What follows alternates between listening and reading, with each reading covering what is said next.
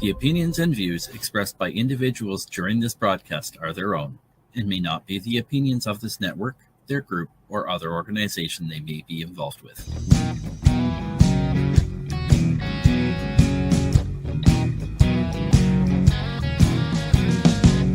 I'm looking at myself, reflections of my mind. It's just the kind of day to leave myself behind. So gently swaying through the fairyland of love. If you'll just come with me, you'll see the beauty of Tuesday evening news.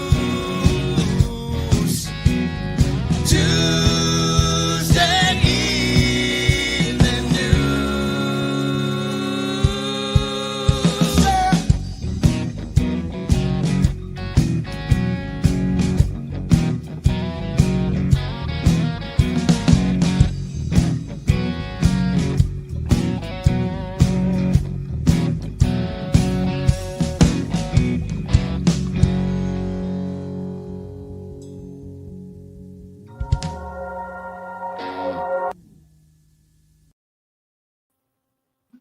Hello, everyone, and welcome to the Psychedelic Reporters for this Tuesday, the 1st of April, here on NOK Network, episode 151, the video news podcast focused on psychedelic medicine being reported in mainstream media. I am, shout out to the guys from Dead Ringer from Kirkland Lake, Ontario, for the awesome intro track originally recorded by the Moody Blues with some customized changes for our show. I am joined by my amazing joint host, Tara Stimpson, along with the one and only Goofball Various, who has chosen all of our stories for us. Hello, Tara. Well, hello, hobbies, and hello, everyone. I'd like to take a minute to introduce Bufo. He's our Sonoran desert toad, or Colorado mud toad. Did you know he emits DMT from his skin? And while that sounds like fun, park rangers would like to remind everyone, please don't lick that toad. Yeah, I don't know how people lick, but if, improper licking, it's safe. It's a safety thing. Yeah, those poor toads. I mean, they don't want to be picked up and licked. Let's sustainably harvest. So I was walking with Bufos, talking about the articles to him when we walked into the office this morning, coffee, and I'm like, Bufos, are these going to be real? I mean, because it's April Fool's today. So, I mean, I glanced at him, I'm like, nothing. He didn't seem to throw down any April Fool's psychedelic news stories. So this is going to be a great show today. I'm all set to dive into the next one, or the first one, which is from SciPost.com, SciPost.org. Sorry, my tablet's different than at home. New study shows LSD changes brain connectivity in unique ways compared to MDMA and amphetamines. And this is written by Eric Dolan. Yeah, this is a neat article. A new brain imaging study has revealed that lysergic acid diethylamide, LSD, alters brain connectivity in ways that are notably different from MDMA and D-amphetamine. While all three substances disrupt communication within certain brain networks, LSD produces broader and more distinctive changes, especially in regions associated with self-awareness and sensory processing. These findings suggest not all substances, often labeled as psychedelics, affect the brain in the same way, and highlight the importance of making clear distinctions between different drug classes based on their biological effects. The research was published in Molecular Psychiatry. LSD, MDMA, and D-amphetamine are all psychoactive compounds known to produce changes in mood, perception, and cognition. LSD is a classic psychedelic known for inducing visual distortions, a sense of interconnectedness, and altered perception of time and self.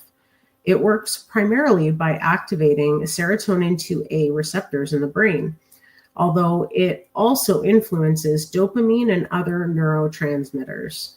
MDMA, often described as an empathogen, is known for enhancing feelings of emotional closeness and well-being. It mainly increases serotonin availability, but it also affects dopamine and norepinephrine. D'amphetamine, commonly used to treat attention deficit hyper disorder, boosts dopamine levels and promotes wakefulness and focus. Our main interests lie in the comparative psychedelic research. While psychedelics share a common mechanism, agonism at the serotonin 2A receptor, they also have distinct neuropharmacological profiles, said the study author Mahai Avram, a senior researcher at the University of Lübeck, where he leads research on comparative psychedelic neuroimaging. Although doses can be matched based on the 5-HT2AR activity, their effects on other receptors and transporters are often overlooked. Despite their potential influence on both subjective experiences and therapeutic outcomes, these receptors and transporters are also relevant because they contribute to a broader pharmacological effect, such as enhanced monoamine release and increased arousal. In this study, we investigated whether a compound primarily associated with these general effects, the amphetamine, induces similar changes in brain neurophysiology as a prototypical psychedelic LSD. Additionally, we examined MDMA, which has psychedelic-like properties and also produces such general pharmacological effects, albeit via different mechanisms. Understanding these differences is essential for advancing personalized psychiatry and optimizing the therapeutic applications of these substances. For their study, Avram and his colleagues used functional magnetic resonance imaging, fMRI, to measure brain activity in 25 healthy volunteers who participated in a clinical trial in Basel, Switzerland. Each participant underwent 4 different sessions, receiving either 0.1 milligrams of LSD, 125 milligrams of MDMA, 40 milligrams of d'amphetamine, or a placebo in a randomized order.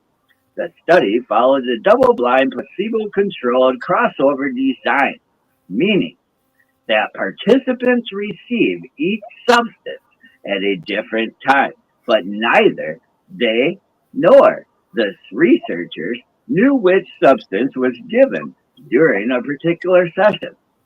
Brain scans were collected while participants were at rest, allowing researchers to examine how different areas of the brain communicated with each under the influence of each drug.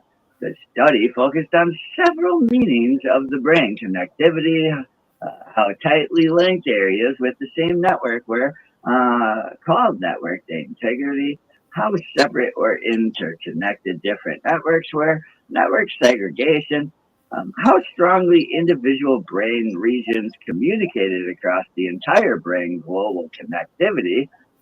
The researchers also examined how these connectivity patterns related to the distribution of serotonin 2A receptors in the brain using existing brain maps.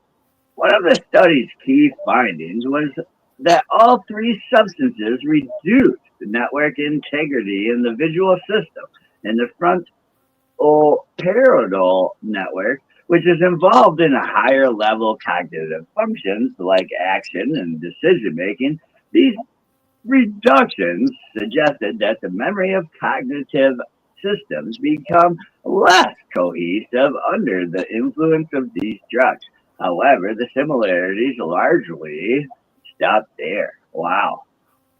Yeah, psychedelics, specifically classic serotonergic hallucinogenic psychedelics such as LSD, psilocybin, mescaline, and DMT are often lumped together with other compounds like ketamine and MDMA, Avram told PsychPost. While what qualifies as a psychedelic depends on the definition, one can distinguish psychedelics based on their pharmacological properties, mechanism of action, with classic psychedelics acting primarily as 5-HT2AR antagonists, phenomenological effects such as pseudo-hallucinations, synesthesia, and mood changes, and neuropsychological effects, which we investigated using resting state fMRI. Our study clearly shows that MDMA is somewhat unpsychedelic in terms of its neuropsychological effects. Its effects on the brain are more closely resemble those of D-amphetamine than those of LSD. This highlights the importance of distinguishing between different classes of psychoactive substances rather than assuming they have similar effects simply because they share a certain subjective or therapeutic properties.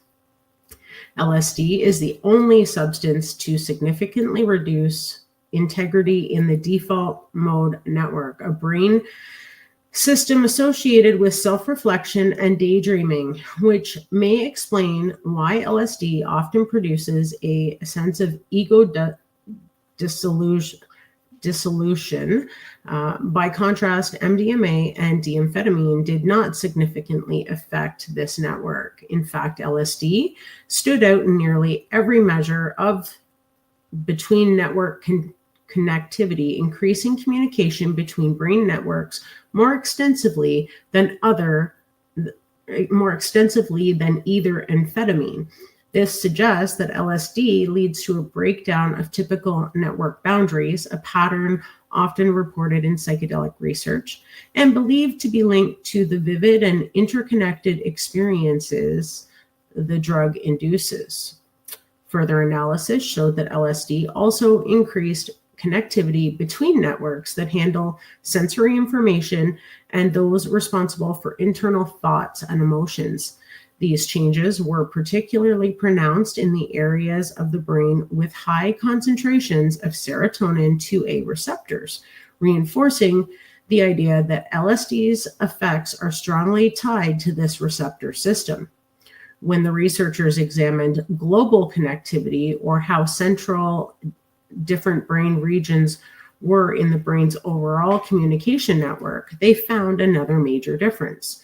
LSD increased global connectivity in the thalamus and basal ganglia, areas involved in filtering sensory information and coordinating movement and motivation, while the amphetamines did not. These increases support the thalamic filter hypothesis of psychedelics, which poses that these substances temporarily impair the brain's ability to filter incoming information, allowing a flood of sensory and emotional data to reach conscious awareness. Interesting. In contrast, both MDMA and D-amphetamine decreased connectivity in some sensory regions and produced similar changes in the brain overall. Despite their differing pharmacological targets, these similarities were surprising to the researchers, who had expected MDMA to resemble LSD more closely. Instead, the data showed that MDMA's effects on the brains are more aligned with those of D-amphetamine, particularly in terms of which brain networks are disrupted and how. One of the most striking findings was that the connectivity patterns induced by D-amphetamine and MDMA were often nearly identical, Avram said.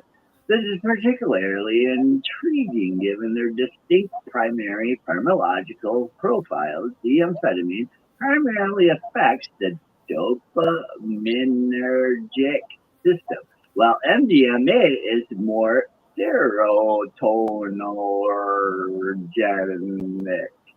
We report such common effects in 2 previous publications as well. However, both compounds are structurally related and promote norepinephrine release, which may help explain the overlapping pharmacodynamic effects and consequently similar functional connectivity changes in the brain. But as with all research, there are some caveats to consider. For instance, the study used a crossover design, which means that participants took all 4 substances across multiple sessions. While the order of administration was randomized, there is still a chance that one drug effects could influence the next, especially if any long-lasting brain changes occur. Although the researchers found no evidence that this significantly skewed their results. They note that longer-term effects of these substances, particularly MDMA and amphetamines, remain poorly understood. One potential limitation lies in the randomized crossover design of our study, which could introduce compounds related to delayed effects. Abraham explained, a recent study by Siegel and colleagues demonstrated that psychedelics can induce changes in brain connectivity that persist for weeks. We cannot completely rule out the possibility that D-amphetamine and MDMA also produce long-term effects, although presumably less likely. If they do not, the order of substance administration could still influence connectivity patterns observed in subsequent sessions, potentially affecting our results.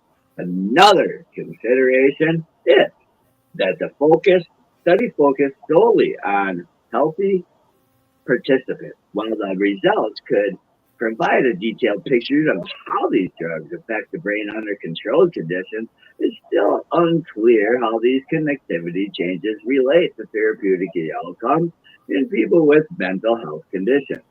Wow. Yeah, I guess maybe their next step should be to, include both categories of people and maybe do some more scans and see how that, that would be my advice. Yeah. The next step is to compare different psychedelics directly, Avram said. We are nearing completion of a project comparing LSD, psilocybin, and mescaline, while our colleagues in Basel, Lichetti Lab, have conducted extensive research on the pharmacodynamics and pharmacokinetics of these substances. A direct comparison of their neutral effects is still missing. In fact, direct imaging-based comparisons between psychedelics remain relatively rare, with some notable exceptions, such as a recent work by the Rama Keeper Lab in Maastricht. Our mid to long-term goal is to extend these investigations to clinical populations to better understand how these neutral effects translate to therapeutic outcomes. Identifying potential predictors of treatment response could help us refine the use of psychedelics in psychiatric settings and advance personalized treatment approaches. We are grateful for the Lichetti Lab for pioneering comparative research in this field. For example, there are studies comparing various stimulants such as MDMA and modafinil, I don't know what that is, and different psychedelics, LSD, psilocybin, and mescaline. Avram added, the extensive data collected by their team has the potential to be highly valuable for advancing psychedelic neuroimaging research, providing a foundation for further investigations into the neutral mechanisms underlying these substances. The large-scale the study, large-scale brain connectivity changes following the administration of LSD, D-amphetamine, and MDMA, was authored by all of the people below. And that's a long list of names. It was that. So this was a great study, man. I enjoy it. This was good, man. It's neat because, again, we know that different psychedelics act on different parts of the brain. I mean, we've known that for a long time, but now we can prove it with these studies. I'm glad they pointed out that it was an evolving system. So all the drugs together gave them the results, not separately. So I mean, if you're going to make those claims, I mean, maybe divide randomly 5 people, but those 5 people always get only like this or this, Right. Right. So they scanned them under all of the substances and were able to see how it differed in that same person's brain on different substances. That is like super cool, in-depth research. Yeah, rest a week and then give them MDMA. Rest a week and then give them the other one.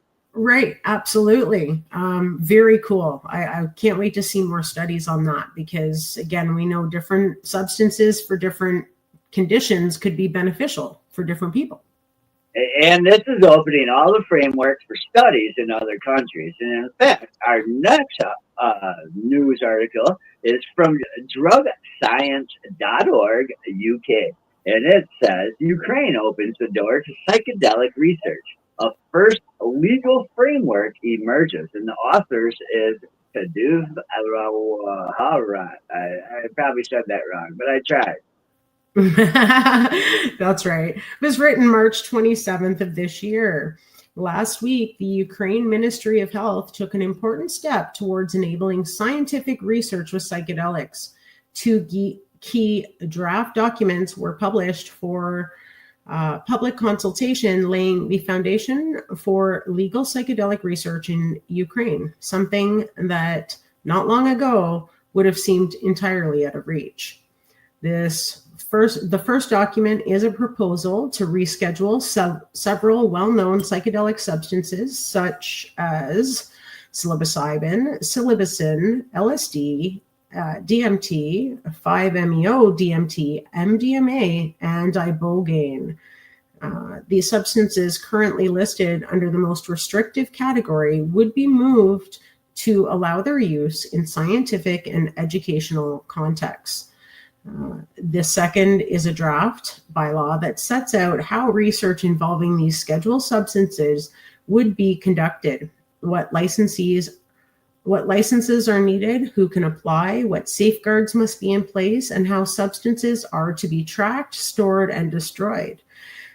Together, these changes would move the legal roadblocks that have so far made it impossible to conduct meaningful research with psychedelics in Ukraine.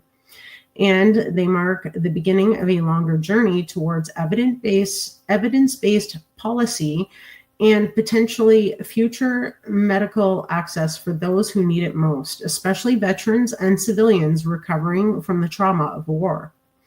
A year in the making. Over the past year, Psychedelic Access and Research European Alliance has been working closely with Ukrainian partners, including the Ukrainian Psychedelic Research Association and the Internal Renaissance Foundation, and other international allies to support the country's emerging psychedelic science ecosystem. The process began with a workshop we co-hosted in Warsaw in June of 2024, bringing together nearly 50 Ukrainians and international stakeholders. That meeting laid the groundwork for a shared roadmap and, more importantly, built trust and alignment across different communities from civil society to government. Since then, we've helped coordinate follow-up meetings with the Ministry of Health, shared global models of psychedelic regulation, including input from Australia, the Netherlands, Israel, and the UK and the US, and supported UPRA's tireless efforts to move this vision forward. UPRA's team deep local knowledge and relationships have been essential to getting us to this point. Why is this a big deal? Well, if adopted, these new rules will enable Ukrainian universities, hospitals, and licensed research organizations to legally work with psychedelic compounds for the first time. That means clinical trials, such as upcoming single-center pilot study on MDMA-assisted therapy for veterans, will have a real legal framework behind them. It means Ukrainian therapists can begin hands-on training using active compounds. It means global researchers may find in Ukraine a willing and well-regulated partner for collaborative science. The draft law also includes thoughtful detail on implementation. For example, institutions must obtain a license and follow secure handling and tracking procedures. Research materials can include both imported substances and confiscated materials, as long as they're certified. Training use is allowed, which opens the door to developing a new profession of psychedelic assisted therapists. From a European and global perspective, Ukraine has set an example for how psychedelic reform can be done responsibly, transparently, and with the public health at its core, even amid the profound challenges and ongoing conflict. What's next? Right now, we're looking on several parallel efforts to build on this momentum. Competency framework is in development to define who can be trained and what standards should apply for future therapists. In 1 month, a map-supported training for Ukrainian therapists will take place inside Ukraine. This place will be historic for the first country. Several working groups are coordinating activities around legislation, clinical research, and education, and public communication. We are also continuing to act as a bridge between Ukrainian institutions and international allies, helping to ensure the work being done is visible, supported, and grounded in global best practices. Wow. Yeah. What can you do? This is a crucial window. The Ukrainian Ministry of Health has opened a 30-day public consultation period during which organizations can submit their feedback or express expressions of support. We're asking respected scientific institutions, medical associations, universities, and civil society organizations to publicly support this legislative proposal. A short letter of support sent directly to the ministry can genuinely help tip the balance. If you represent an institution with a strong reputation in mental health, drug policy, medical research, we encourage you to send a letter, and it gives the address there. Share this opportunity with your network of researchers, clinicians, or policy experts. We kindly ask individuals not to flood the ministry with personal submissions. What we needed now is support from credible, well-known actors that policymakers can trust. This moment is the result of a year of bridge building, learning, and deep collaboration between Ukrainian and international partners. There's still a lot to be done, but Ukraine is now in a position to become a leader in the field of psychedelic science, not just in Eastern Europe, but globally. Let's keep that momentum going. Very cool. Right, it is. And if I remember correctly, I mean, I think they're still going through a war. So to be like, hey, let's work on a psychedelic program and a health program is like, wow, dude, and it's what's needed. I mean, because vets do suffer from this. That's right. Yeah, very, very cool. Things are starting to shake up around the world, I think, and we're going to see a lot more of that. Hey, we're going to see a lot more of this medication time. That's right, folks. It's time to pay some bills. So stay tuned for a word from some of our sponsors, and then we'll return with more articles Bufo has chosen making mainstream media news. Back in 4 minutes, 20 seconds here on Psychedelic Reporters on NOK Network.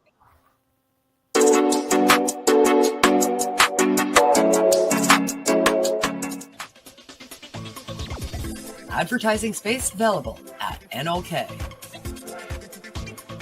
Contact us for a rate sheet at NOKNetwork.com.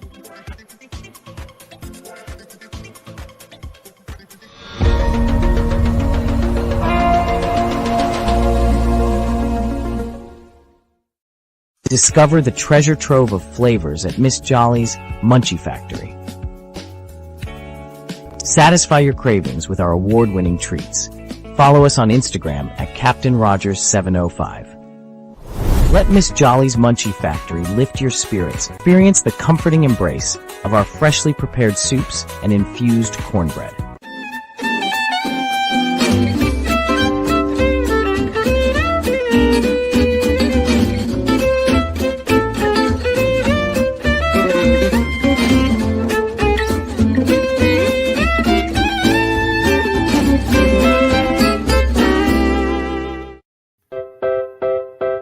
Join us for NOK Network monthly specials, 12 months a year. Movie nights. Spotlights on entertainment. And live on location coverage. Stay up to date about upcoming programming by subscribing to NOK Network on Rumble, YouTube, X, LinkedIn, Twitch, and Facebook. Check out our webpage at www.noknetwork.com.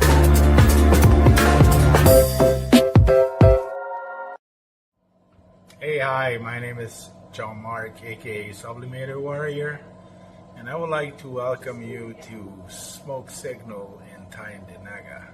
One dab make your whole dome drip sweat. One dab make the homies all dip set. Smoke Signals, Tyndinaga. Smoke Signals, Tyndinaga. Smoke Signals, Tyndinaga. Ooey, ooey, gooey, that's a sticky dab. Sticky dab. Might just have to put this one on Instagram. Smoke Signals, Tyndinaga. Hold it in, feel it in your wrist. Smoke Signals, Tyndinaga. Check us out in Tyndinaga. 55 Highway 49 in Tyndinaga. It's on the res, and we're open from 10 a.m. to 8 p.m. 7 days a week. Tune in daily to NOK Network's diverse podcasting lineup. Ganja News Update, Mondays at 8 p.m. Eastern with Tara Simpson and Ron McNabb. Waking Up with the Wayniac, Tuesdays at 1 p.m. Eastern, 10 a.m. Pacific with Tombstoner Wayne Cruz from Tombstone, Arizona. Grow 420, Tuesdays at 4 p.m. Eastern with Ron McNabb. Psychedelic Reporters, Tuesdays at 8 p.m. Eastern with Hobbies Puppets and Tara Simpson. Peace, News, and Views, Wednesdays at 8 p.m. Eastern with Sir Stevo and Kim Cooper. Thursdays we have Open Your Eye with Kim Cooper and Tara Simpson, 8 p.m. Eastern. Followed by Thursday Night Vibes at 9:15 p.m. Eastern with Master and Mama Rochi. The IWK 710 Daily Sesh airs 7 nights a week with our rotating joint hosts, nightly at 7 p.m. Eastern. Thanks for tuning in to all the podcasting on NOK Network. Dudettes, enjoy the show, man. And we're back from our medication session live here on Psychedelic Reporters on NOK Network. And us puppets got really stoned and forgot to get our lines ready, but we'll be ready for you in 1 second. As soon as I figure out how to turn this on. You put your finger there and you slide it up. And then you go doot, doot, doot, doot. Okay, all right. There we are. And we have another set of stories coming at the store. I'll get at it. Oh, yeah. Okay. That was close. So our next article comes out of fiercebiotech.com. And FierceBiotech.com says Relmado considers phase 2 plans to test magic mushroom extract for obesity. And this is written by James Waldberg. Yeah, this is a really interesting article. Ramaldin Therapeutics attempts to see whether a magic mushroom extract could be used to treat obesity and metabolic diseases that may be coming to an end before they really begin. The biotech launched a phase 1 study in November 2024 of its low-dose formulation of psilocybin, which is extracted from so-called magic mushrooms for metabolic disease. At the time, Ramalda pointed to preclinical rodent data that it claimed showed a therapeutic dubbed REL P11 could have the potential to become a valuable therapeutic option in the evolving obesity and metabolic syndrome space. The plan had been to use the first clinical trial to warm up for the launch of phase 2 study in the first half of 2025. But in its full year earning results, Ramalda said it's now reevaluating further development of REL P11 as part of our prioritization efforts. While results from the phase 1 study indicate that REL P11 is well tolerated, our emphasis on focused patient populations and increasingly competitive clinical development landscape in metabolic diseases have prompted our review. Ramalda's chief financial officer, Medaj Shendua, said in a March 27th press release. Psilocybin has appeared in a number of biotech pipelines as the sector investigates whether psychedelics could improve treatment for mental health conditions such as depression and post-traumatic stress disorder. 5 months ago, Cybin hosted phase 2 data suggesting a psilocybin-derived compound could treat major depressive disorder. While Compass Pathways is expected to report phase 3, why is this jumping up? Phase 3 depression data for its psilocybin therapy in the coming months. Relmada ditched a pair of phase 3 trials for its own depression prospect, a NMDAR antagonist dubbed REL1017. At the end of the last year, after the likelihood of success dimmed. Top of the biotech list of priorities is NDV01, a sustained release intravesical formulation of the commonly used chemotherapy gemcitabine and docetaxel. Top-line data from a phase 2 study in non-muscle invasive bladder cancer are due to be presented at a conference next month. There's also a sepranoline, a GABA-A modulating steroid antagonistic license from a Serena Pharma last month. Phase 2 studies in Tourette syndrome and Prader-Willi syndrome are both expected to kick off sometime between the fourth quarter of 2025 and early 2026, with 44.8 million in the bank at the end of 2024. CFO Shinoda said the company began this year with solid financial strength. $44 million is solid financial strength. Yeah. Yeah, so it doesn't sound like it's going to get off the ground, but a neat concept. Again, is it because it works on the depression, which causes the overeating? I don't know. Metabolic diseases, I don't know how that would help, but again, it can help with new neural pathway development. We know that, so I don't know. I'm interested in all these studies, and my fear in this is that we overstudy in some ways. However, like I have a buddy that with the cancer, and even we read that DAA thing that they're doing that research in LSU with the cancer compound, and the DAA, if they did that thing, they would take out that one thing they needed to bring that thing down, and it almost sounded like it was almost the same thing they're trying to do. Yeah, it's interesting, eh? Lots of research happening on what we can use these things for. Oh yeah, and that brings us to our next research study, Arizona study, and this is off of Phoenix NewTimes.com, and it says Arizona study of Jedi mindfuck magic mushrooms clears FDA hurdle. And this is awesome. Scottsdale Research Institute's clinical trial will be the nation's first of the whole psilocybin mushrooms on humans, and this is by TJ LaRue. Yeah, so this is a really neat article. We've talked about Jedi mindfuck mushrooms before, so interesting that they chose this strain in particular. Arizona's first in the nation clinical trial of magic mushrooms is one step closer to becoming reality. Last week, the U.S. Food and Drug Administration released a hold on clinical trials being run by the Scottsdale Research Institute, clearing a major hurdle for the organization to study the effects of whole magic mushrooms on humans.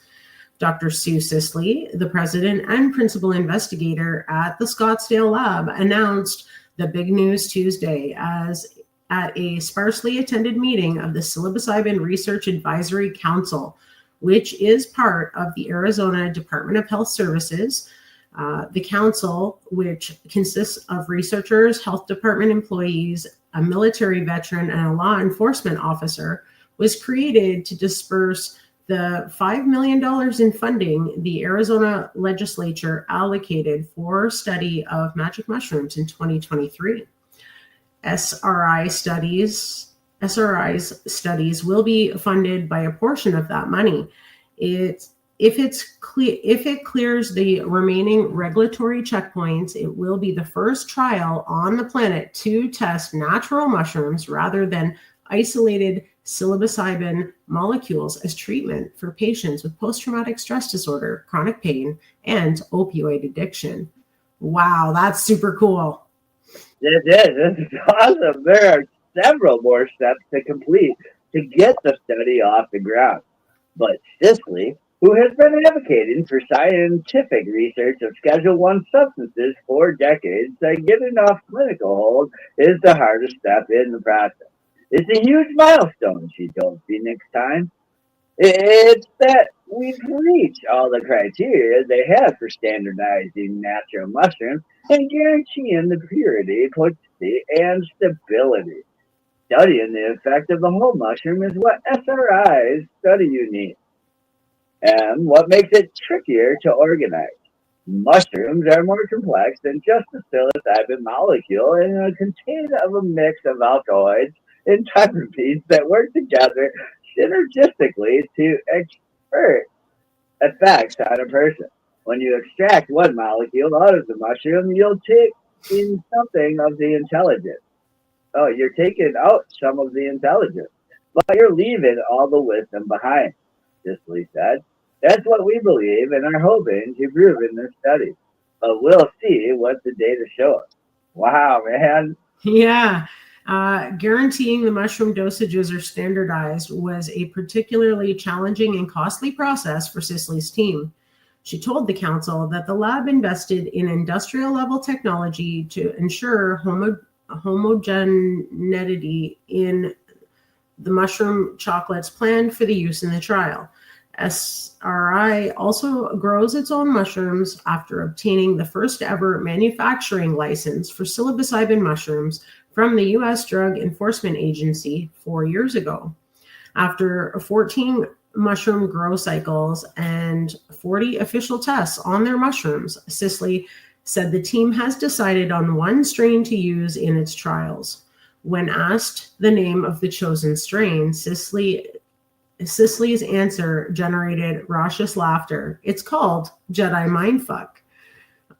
How the study will work. Arizona nearly skipped studying mushrooms and went straight to limited legalization last year. However, Katie Hobbs vetoed a bill that passed with majority bipartisan support that would have created a licensing system in Arizona for clinics using magic mushrooms to treat patients.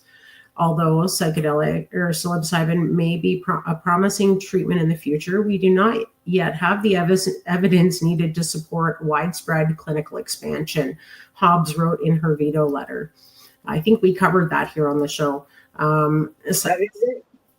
Cicely thinks the governor made the right move. I know a lot of people criticized her for that, but in this case, it made sense to let the science lead the way, she said. While states like Oregon and Washington have made strides in creating licensed markets for mushrooms, Cicely noted that they have neglected data collection. Interesting. Oh, wow. Nobody will have data like here in Arizona, Cicely said. If we ever want to have a regulated market here in the future, we should start by doing the science first. It would be pretty bold to approve a regulated market for national mushrooms when we have no research on national mushrooms. The study will feature 24 participants who will receive one of 3 different doses of the mushroom. Tuesday's council meeting brought a new wrinkle, literally. At Cicely's side was a 6-month-old golden noodle named DJ, who is training to be a therapy dog for the trial. Wow. SRI wants to dial back interactions with humans and train the dog to use initiative nature to comfort people or give reassurance. Our organization has been studying the problems facing safety and psychedelic research for many years now, Cicely said. There have been huge transgressions in people who are taken care of, people who under the influence of the medicine in altered states. There have been therapists who have actually sexually abused patients who trusted them. Music will also play a critical role in the study, Cicely said. SRI will give subjects headphones to listen to a curated playlist of music to help them go inward and their journey.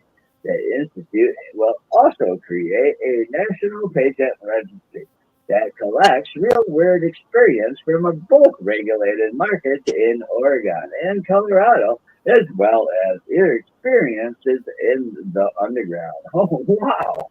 Yeah. Before the trial can begin, SRI will need to submit a final proposal to the FDA. Then the lab will need to get the green light from the Institute Review Board, an independent ethics board, before getting the final stamp of approval from the DEA. Whenever that happens, Arizona will be at the forefront of psychedelic research, for which Cicely will be particularly in a particularly interesting position. In 2014, she was effectively fired by the University of Arizona for her research on cannabis, though that wasn't the school's purported reason for letting her go. The universities back then, at least, were running scared from all this kind of work, she said. While her team nearly lost $2.5 million grant to study cannabis at the time, they completed the study as a nonprofit. For Cicely, a fairly direct line can be drawn from that point to this one. That firing is the best thing that ever happened to us. Imagine if I were still at the university being jerked around, Cicely said. We were really grateful. We feel like we owe them a gift basket or something. That's hilarious. That's funny. That's so funny. Oh, wow. Oh, man. That was a real good article, man. I was quite impressed. And you know, the thing with the mushrooms and Jedi mindfuck and all that other stuff is, you know, it could be argumentable if you go only with one mushroom where you studied, because, you know, it's like cannabis. Other strains help other people more than the latter. So, I mean, that's going to be interesting how that study works out. We got, where are we at on time? We got time for another one here. Yeah, we our next article comes out of marijuanamoment.net, and this one's pretty good because it's only about 6 hours from my house. Florida House and Senate panels passed bills to criminalize sales of psychedelic mushroom spores. And this is written by Ben Adlin. And a spore, again, before we get into the article, it used to be covered scientifically. You can get them because it was science and looking through a microscope. That's right. And now I think they've caught on to that, and they're trying to put a stop to it. Agricultural legislation in Florida containing a provision to outlaw psychedelic mushroom spores has proceeded past 2 more lawmaking panels in the House and Senate. The proposed ban on spores of mushrooms that create psilocybin or psilocybin is part of a roughly 150-page companion bills that would make a variety of adjustments to Florida's agricultural laws, including around agricultural lands, utilities, and wildlife management. With respect to psychedelic mushrooms, both would outlaw transporting, importing, selling, or giving away spores or mycelium compatible of producing mushrooms or other materials which will contain a controlled substance, including psilocybin or psilocybin, during its life cycle. Violating the proposed law would be a first-degree misdemeanor, carrying a maximum of 1 year in jail and $1,000 fine. On Wednesday, the House Criminal Justice Subcommittee passed HB 651 from sponsor Representative Kaylee Tuck, Republican, on a 14-4 vote. Prior to the vote, the body adopted an amendment that simplifies the language of the psychedelic spore prohibition, but doesn't meaningfully change it. Interesting. Yeah, Tuck explained to members at the hearing that the change restructures the language to simplify the prohibition without changing the substance of the underlying bill.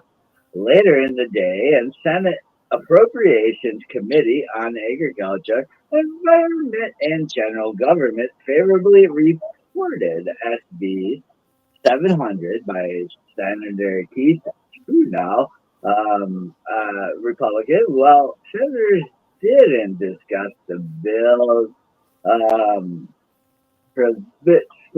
provision at the hearing. One public commentator identified as Daniel Freeman opposed it. And I am here on behalf of the century-old Coesa Negal, as well as North Native American traditions, Freeman said. In addition, I am here for spiritual seekers and future generations for whom psilocybin is considered a sacred sacrament. I urge us all to honor the 1993 Religious Freedom Restoration Act, which holds that which is considered sacred may be honored. Despite the psilocybin spore ban, Representative Danny Alvarez, Republican, who chairs the House committee, said at Wednesday's hearing that he doesn't believe a generally place of the government to dictate what residents put in their body. Wow. Yeah, discussing a separate provision on fluoride in local water supplies, a topic that dominated debate and testimony on the bill at both hearings. Alvarez criticized the idea that lawmakers know better than you because we happen to be the lucky ones that got elected, that we should tell you what to put in your body. We are Americans. We are bearers of liberty, he said. If we truly believe that freedom is about freedom, then we give our citizens a choice and we protect them at the highest level. The chairman nonetheless voted to support the overall agricultural bill containing the provisions to criminalize sales of psychedelic mushroom spores to consenting adults. Psilocybin and psilocybin are the two leading psychoactive compounds in psychedelic mushrooms. Although spores typically do not contain psilocybin or psilocybin themselves, they eventually produce fruiting bodies mushrooms that do contain the psychedelic compound. Because the spores don't contain any controlled substance, the federal government deemed them legal. If mushroom spores or any other material do not contain psilocybin or psilocybin or any other controlled substance or listed chemical, the material is considered not controlled. Terrence Booz, the Drug Enforcement Administration, DEA, and Chemical Evaluation Section Chief, said in a memo last year, using a similar rationale, Booz said that marijuana seeds are considered federally legal hemp because they themselves don't contain THC. And we've argued that many times in the past. Yeah, good point. And yeah, in Florida, a legislative report for HB 651 similarly notes that spores do not contain any psilocybin properties themselves and therefore could be considered legal under current law. To prevent that, the proposal would clarify as illegal any spores or mycelium that would produce psilocybin or psilocin at any time in their development.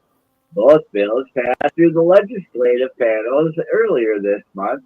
HB 651 cleared the House Housing, Agriculture, and Tourism Subcommittee, and SB 700 passed through Senate Appropriations Committee on Agricultural, Environment, and General Government.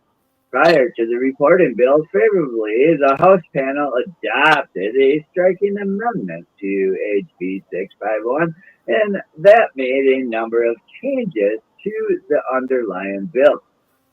Though the amendment did not substantively affect the provision dealing with spores and mycelium, a legislative report for Senate version of the bill notes that psychedelic mushrooms become popular in the United States during the 60s, when American researchers first studied their healing properties and medical applications.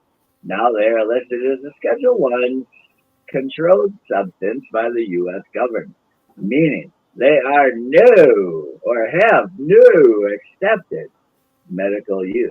Wow. Yeah, it further says that any material, compound, mixture, or preparation that contains the hallucinogenic substance known as psilocybin has potential for abuse, and it's not currently accepted as medical treatment in the United States. As for psilocybin and psilocybin themselves, the substances are already illegal in Florida. Simple possession is a third-degree felony, carrying up to 5 years in prison and a $5,000 fine. Separately, a Florida legislative panel last week began debate on a plan to regulate hemp-derived cannabinoids, now a multi-billion-dollar industry in the state. Yeah, wow, that's a great. Oh, wait, no, there's still more right here. Yeah, it's more about the cannabis, though. So it's. Is it? Oh, okay. Yeah. Man, it's so I understand. I mean, if you're gonna get people to stop doing it on their own in the street, I mean, I understand it to a point, though, because I mean, at the same time, it's argumentable what's illegal and what's legal at the time. Yeah, I get it, but if it doesn't contain any illegal substance, then how are you making it illegal? Like, you can't stop us from trading spores or sending spores. I mean, come on, there's nothing wrong with that, right? As long as you're just looking at them under a microscope. So this next article, do you think we can knock it out and still be good, or? Yeah, it looks a little long. Okay, yeah, we can save that for next week. Yeah, I think we should, because it's actually another good one as well, but it does look a little lengthy. So yeah, it's a good article, good start, and you guys will love it. And thank you for listening today to us and the great articles today here on Psychedelic Reporters on NOK Network, and for tuning in to our video podcast on NOK Network's Rumble and YouTube pages, as well as our social media sites.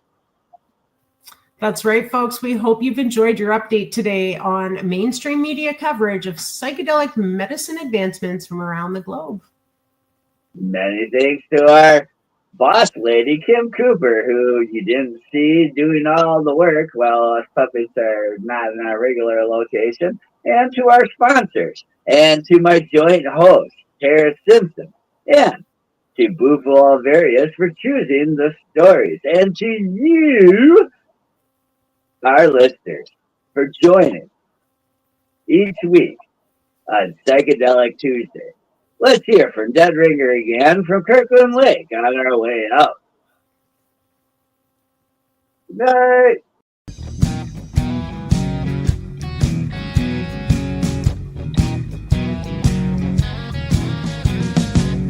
I'm looking at myself, reflections of my mind. It's just the kind of day to leave myself behind.